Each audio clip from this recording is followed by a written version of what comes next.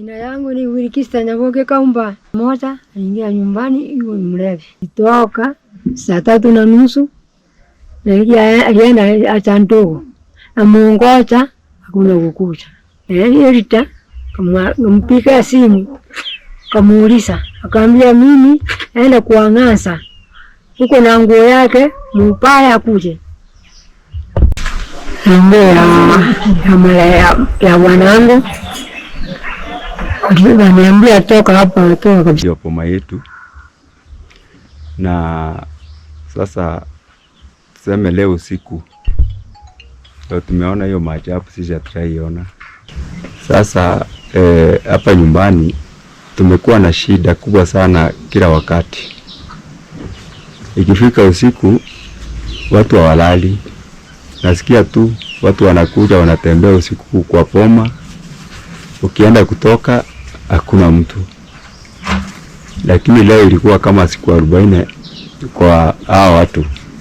Ile walikuja, tulimanage kutoka na tukajaribu kukimbizana na wao, mwisho tukamanage kushika mmoja.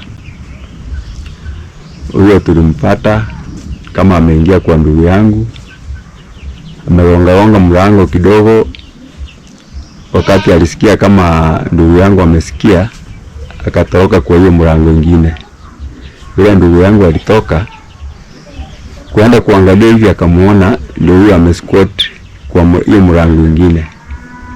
Yeye hakusiriki na yeye akamrushia ile silaha alikuwa nayo.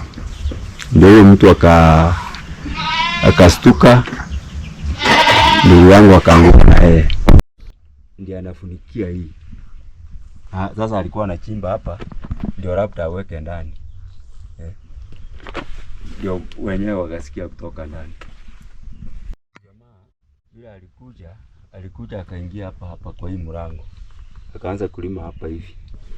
Ni kama alikuwa anataka kuweka hii hapa, ndio madawa ilikuwa yote hii, unaona imemwagika hapa hii, hata hii yote mpaka hii kifuniko hata sijui ni ya nini.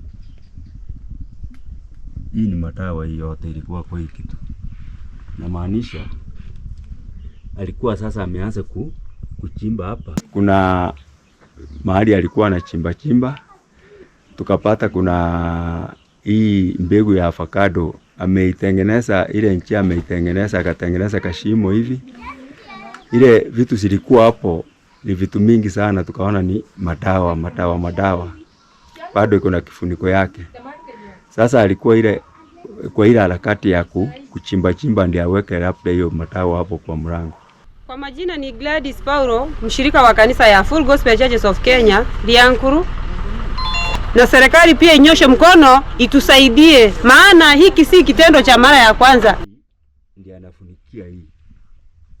Sasa alikuwa anachimba hapa